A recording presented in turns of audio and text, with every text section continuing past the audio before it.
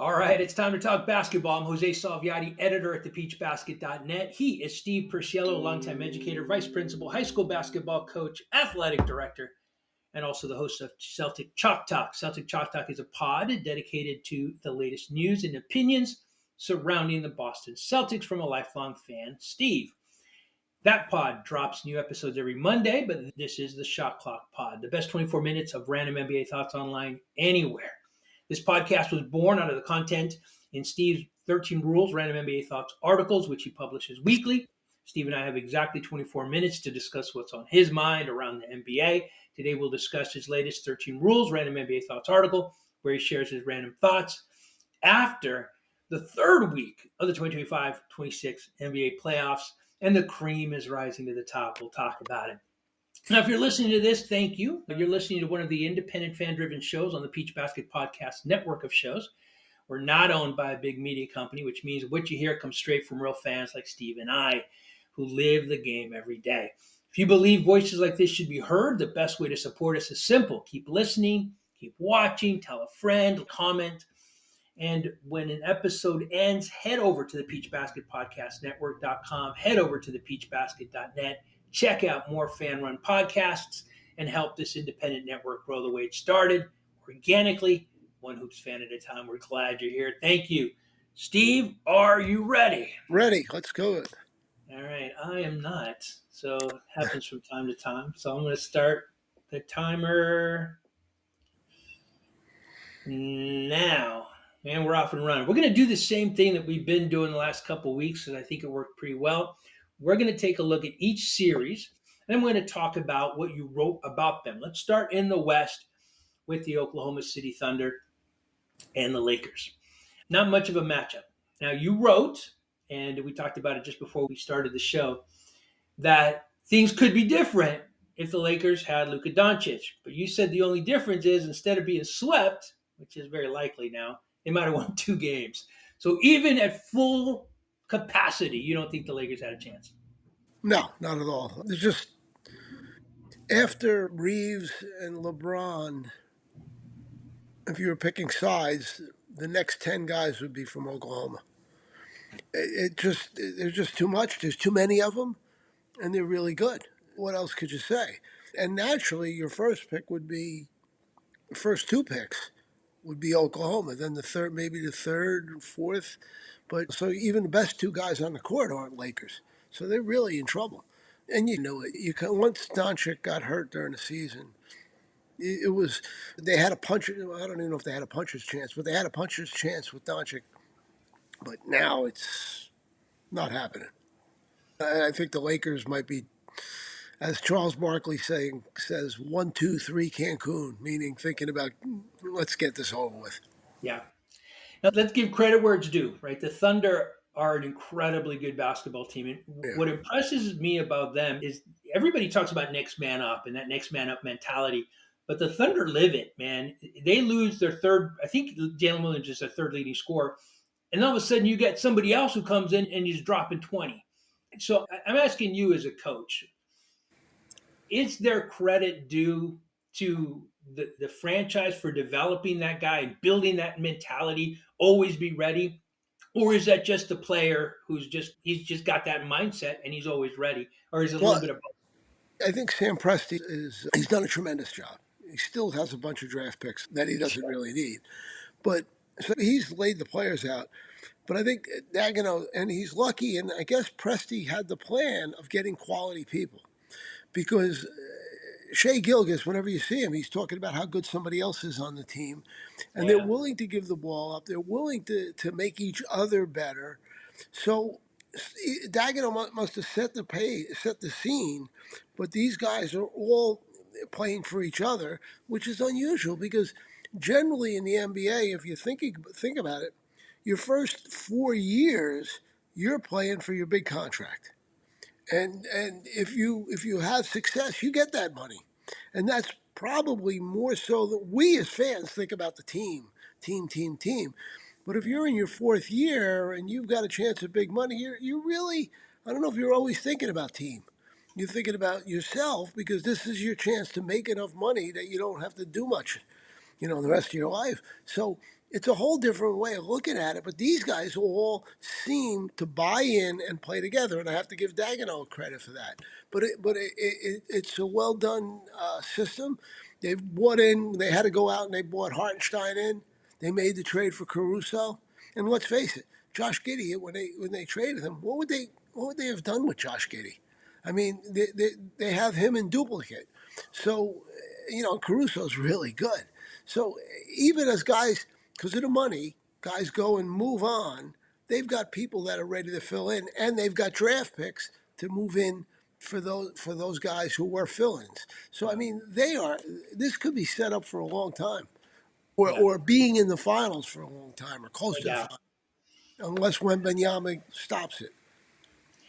I read today, and I was surprised to see that the Lakers are getting a lot of credit for stopping Shai Gilgeous-Alexander, who's an MVP candidate. He's averaging 21 points a game, which is well below his season Yeah, average.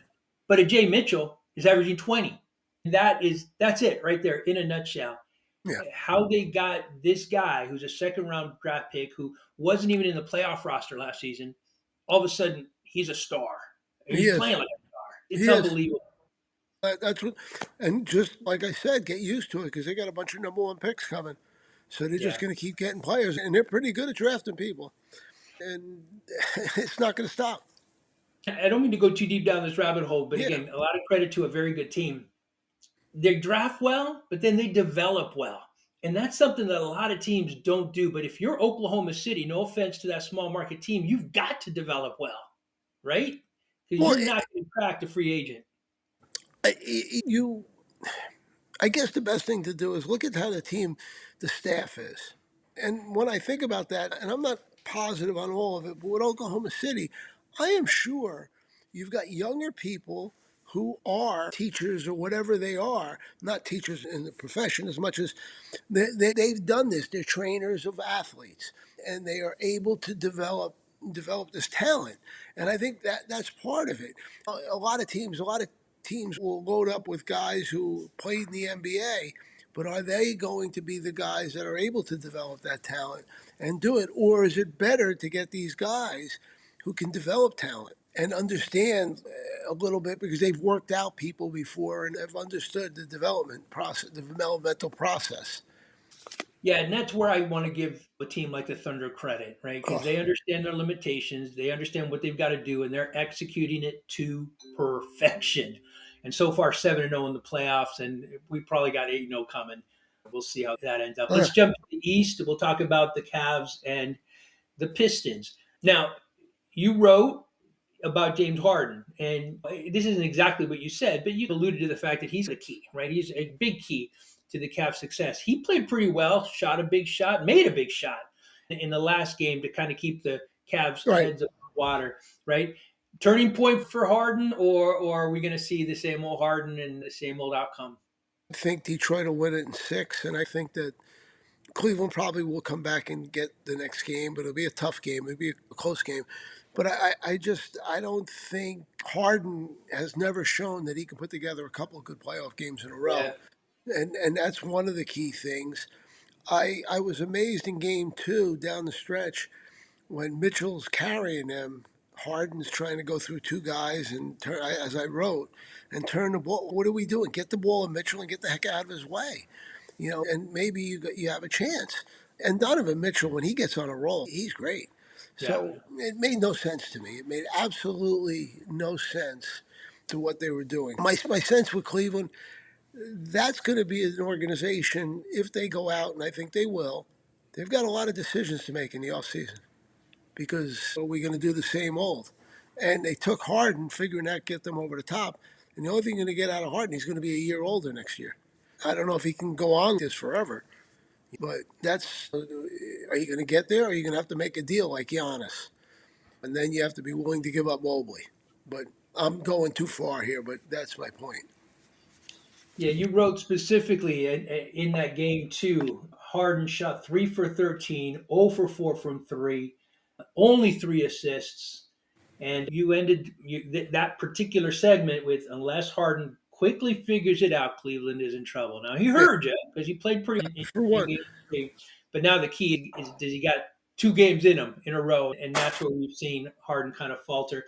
But you also give a lot of credit to the Pistons. Their defense has been Oh, it's incredible. great. Cunningham has been outstanding. And a player I like is Tobias Harris, who really it's the first thing that comes to mind. I don't like the terminology here, but he's kind of left for dead. He was a guy who nobody thought had a lot left in the tank, but he's playing really well. I've thought about that too. Down the stretch, he's been getting the ball and posting and beating people. And I just think that being the fourth player on the Philadelphia 76ers when he was there means you don't see the ball. Hmm. Means just play. And so maybe it was there and it didn't come out because earlier in his career he was good. And don't forget, he was making good money with Philadelphia. So obviously, he must have shown something in his years to get that money. So, but he's surpassed what you'd expect from him on any night. Yeah. And personally, good to see because that's a player I like. Former LA Clipper, had some good years here in LA, and he seems like a good guy. I think the biggest, if you we're talking about Harden for Cleveland, I think the weather vane for the Pistons is Jalen Duren. When he plays well, they do well, and when he doesn't, they struggle. And he And hasn't been playing well consistently. no, but yesterday he didn't have a great game, if I believe. So that's my point. And if he comes and goes off, that changes the whole situation. Yeah. Yeah, there's actually some rumblings here in LA that probably did not get anywhere outside of Los Angeles market, but a lot of people are looking at Jalen Duren's struggles as a possible positive for the Clippers, who might be able to trade for him if the Cavs are willing to let him go. If he doesn't do well, that would be a great get for the Clippers because this is an all-star, right? What are they going to give up? Nobody thinks things through. They just throw out rumors. Matter of fact, in the article I read, they didn't guess anything. They didn't provide any options. They just said, "Hey, Yeah, it'd be great to pull yeah, him in." it would be. But you got to. They made the trade for Zubats, and they got rid of him, and they've got nobody to blame, especially if they don't get the draft pick they want. So yeah, so I don't quite understand that, but what could I say? Yeah, that's rumors, and we'll save those for rumor season. Right now, playoff season.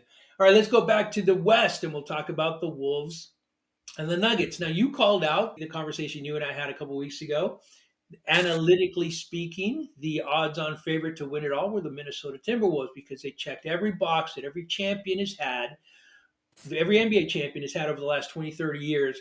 95% of champions have checked every box that only the Minnesota Timberwolves checked this year. So they were the odds on favorite to win. They looked pretty good. Now, you called out that right now they're down 2-1 to the Spurs, and you said the next game at home, it's a must win game. And you said they'd be lucky to get out of this round, much less win it all. Now, I see it a little different, all right? And I'll tell you why. Because in game 3, they needed an over the top, otherworldly game from Victor Wembanyama to win it. Now, the thing about it is Victor can do that any given night, right? But that's what they need. And so far in the series, Gobert has been, I don't think there's anybody else that can guard him as well as Gobert can. And he can't do a great job, but he can do better than anybody else because he matches him with the height. Nobody else can do that. He knows him. He knows his game. They're both from the same country. They play on the same international team. So if anybody's going to have a chance of stopping him, or not, let's not say stop because you're not going to stop him. Anybody has a chance of slowing him down, I think it's going to be Gobert and the Timberwolves. And they were doing a pretty good job until Rudy just went otherworldly. So I still think the Wolves are in it. Who's the after Wemby? Who's the second best player on the court? And we know Edwards is hurt, and he's only playing 80%, 70%. Right now, who's the second best player on the court? I'd still go with Ant. I think he's been playing pretty well. I Okay, think, I might pick Fox or somebody, but okay, who's third? yeah, after that, then I think it's predominant. You can make an argument for not third, but top 5 would be Julius Randle, who certainly Okay, belongs. okay. But then, yeah, I think the rest of them, it's probably 3-2 in the top 5 Spurs players. You're forgetting Keldon Johnson off the bench. Yeah. Hey, I they're mean, stacked. yeah, There's no denying it. and the only way I think Minnesota has a chance is first time in the playoffs for San Antonio, and they don't meet expectations like teams often do. Yeah. I just think You've heard me before about Wemby. It's a different world. Yeah. We're all playing in it, but he's just, he can, there's nothing on the court he cannot do. That's the best way to put it. And how Yeah. many people, Porzingis is the only other big man that can shoot as well as he from three. Porzingis is probably doesn't get on the court that often, but outside of that, I don't know. You could be, but I just think if he has a decent night, it's a good night. So let's dive into that just a little bit because obviously I agree with you, and I think Wimby again, like I said, he can go off at any moment, any time, and it's exciting, right? For me, because I remember when Magic Johnson came into the league, and you knew when you were watching him, you were watching a transformative player. I did. I was young, but you could tell this guy just does the game differently. Larry Bird, same way. And every now and again, you see these generational studs that come along, and we're seeing that with Wemby. We're seeing him do things that really no player has ever done before. To me, the closest similarity is Kareem Abdul-Jabbar, but it's predominantly because of their size. He is Kareem. He's a different player than Kareem. He's Kevin Durant. He's Kareem.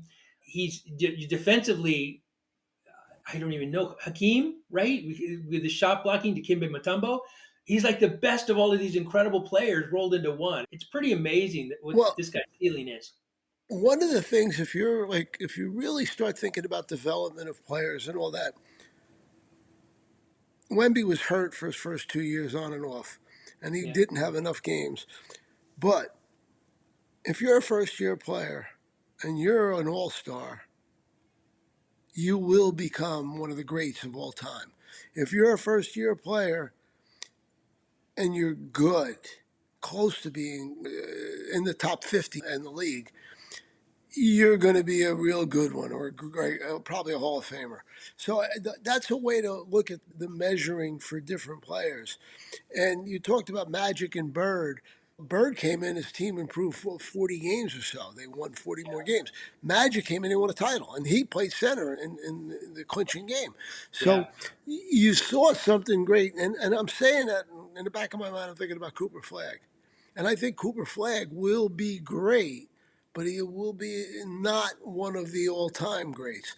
And I'm gauging that off of this year is what I'm gauging. And he's good, real Mm. good already. But so Wemby is in the Bird and Magic realm where it's just, Right. oh my God.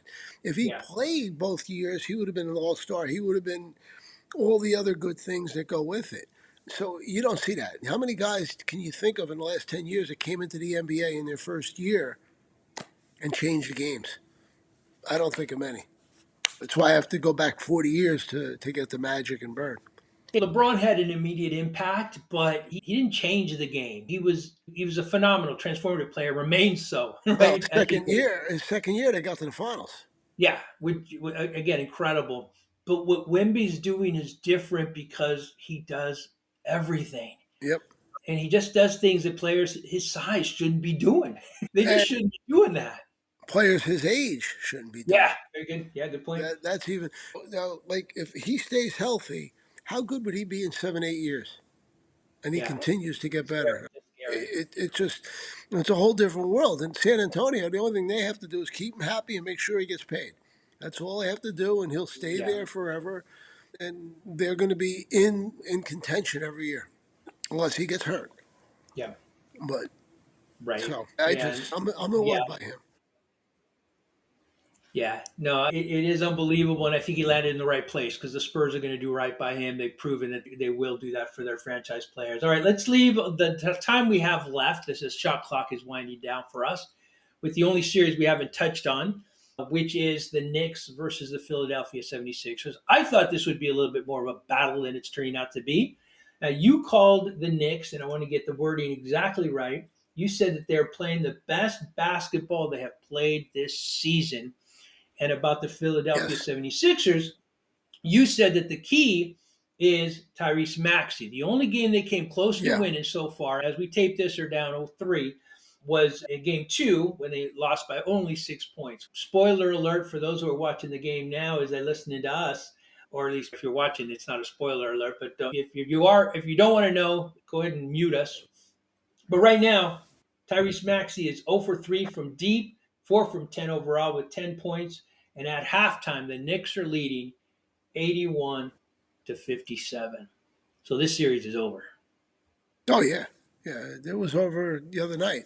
The Knicks are playing as well as possible. What's really interesting about it, if you follow a team that's going to win it or whatever, generally during the year, little things where they don't have bad streaks. The Knicks lost what 9 out of 12 or something. They don't have those streaks.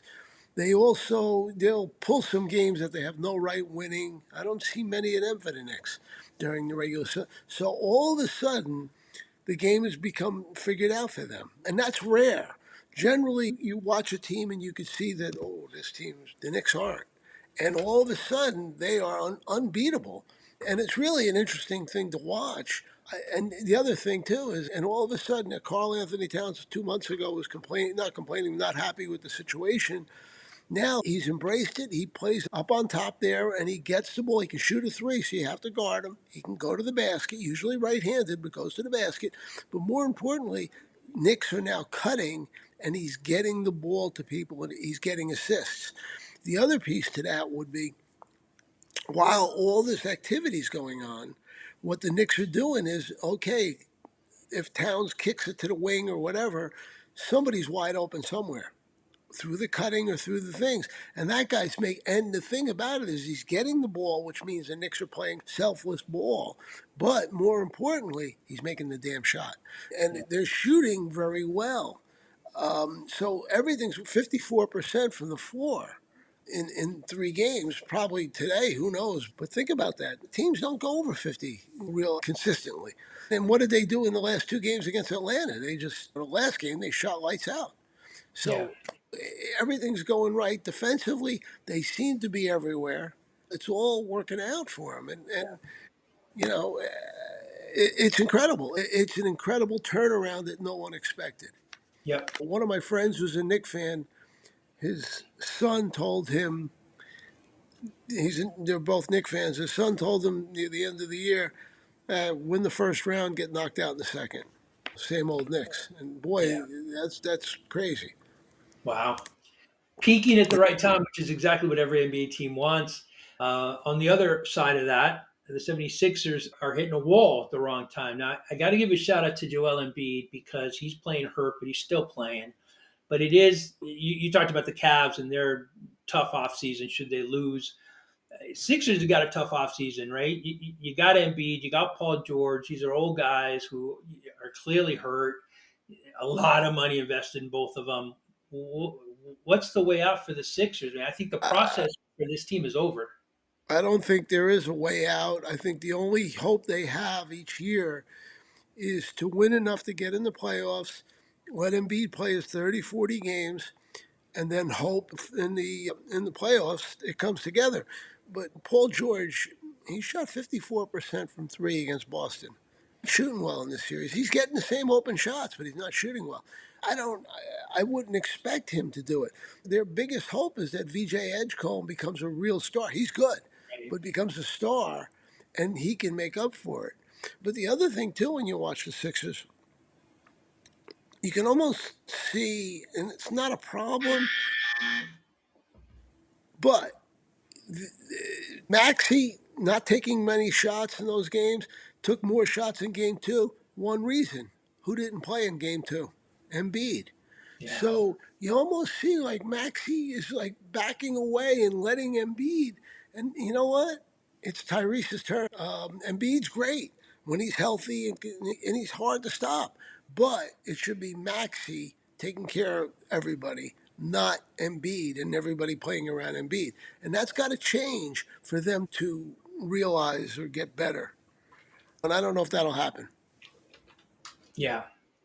If you're the Philadelphia 76ers, do you entertain trade offers? I don't know who take them. Who's going to offer I anything? knew, I knew you were going to say it. I knew it. But do you at least make them available Of course and you see what do. happens? Of Yeah. course you do. Who's gonna? Why would anybody take a guy that can play 40 games and hope he's healthy in the playoffs? And even when he's healthy, he was healthy against Boston, played well. But now he got kicked or something in the leg, and he's been hobbling up and down the court. It's just an accident waiting to happen. And for Paul George, he'll be another year older. Still a good player, but is he worth the money he's making? What is he making, 40 or 50 million? I mean, come on. There's better places to spend 40 or 50 million. Yeah. Staggering amount of money. He is due, guaranteed, or rather, almost 300 million through 2029. That last year is a player option. Who's that, Embiid? Embiid, yeah. Yeah. So yeah, that's tough to move. That is No, that no. And you got to be, any general manager who does that today will be on the unemployment line tomorrow because you're wishing on a star. yeah, yeah. Tough break to see the process coming to an end. But it looks like that might be the case. It's halftime of the Knicks and Sixers. That means that the ping pong balls are dropping. I'm going to go take a look. I know Steve's going to go take a look, but that is it. You heard rather, the shot clock go off. We have another shot clock violation. It's what we do. Our time is up. Thanks as always for listening. Thank you for watching. Make sure to read Steve's entire 13 Rules Random NBA Thoughts article. We will link it wherever you are listening or watching to this today. And make sure to join us next week for more NBA Random Thoughts as we recap the fourth week of the NBA playoffs. We'll find out, very likely, who is in the conference finals, and we'll talk about it then. Thanks, Steve. Take care.